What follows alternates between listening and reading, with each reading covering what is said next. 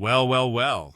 It looks like Meghan Markle's dream of conquering America with jam jars and overpriced rosé is falling apart faster than a crepe in her as-ever gift basket.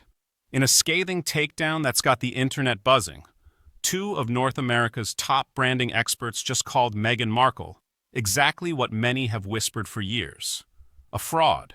Yes, that's the word used, fraud. And her brand? Nothing more than a desperate cash grab, milking the last drops of fame from marrying a British prince.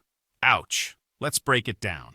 According to Canadian lawyer Philip Millar and California brand expert Camille Moore, hosts of the Art of the Brand podcast, Meghan's, as ever, lifestyle brand is one of the worst launches they've ever seen. And mind you, these aren't two random keyboard warriors. These are people who've worked with L'Oreal, Mercedes-Benz, Dior, and more. Millar didn't hold back. Meghan Markle sucks. It's a confederacy of dunces running this brand.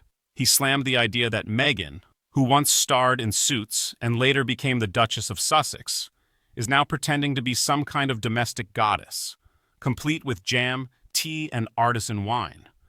Except the wine tastes like acid and regret. Why? Because according to them, nothing about her brand feels real. It's not authentic. It's not clever. It's not even well executed. It's deliberate misrepresentation, Millar added.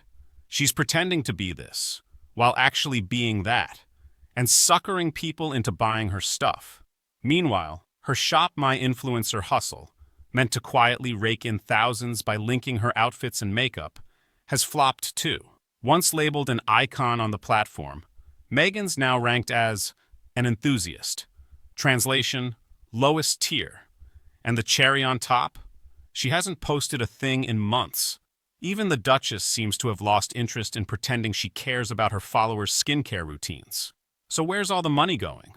Well, Meghan and Harry are bleeding cash. Let's talk Montecito. Their $14.65 million mansion isn't just a fairy tale castle. It's a financial black hole. Annual mortgage payments? Nearly $500,000. Property tax? $68,000. Utilities? $24,000. Staffing? $250,000. And security? Try $3 million a year.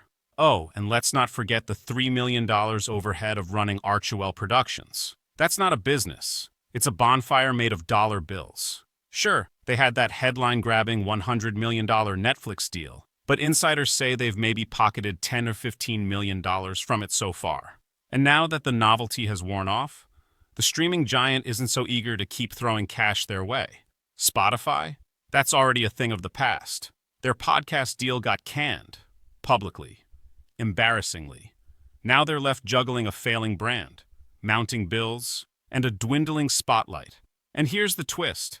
As money tightens and their fame cools off, whispers are growing louder about Harry trying to rebuild bridges with the royal family. Coincidence? Maybe not. Because once you've exhausted every PR stunt, every Netflix series, every faux homemade product, there's only one place left to go. Back to the firm. Back to the toxic institution they torched on international television. Meghan came to America with a vision, a kingdom of her own. But between the tasteless wine, the vanishing followers, and the luxury life they clearly can't sustain, this looks more like a very expensive fantasy gone wrong. So what's next? A royal comeback tour? A humble return with a side of "we've changed"? One thing's for sure, if his ever collapses, Montecito's jam queen may have no choice but to knock on King Charles's door, with empty jars and an even emptier bank account.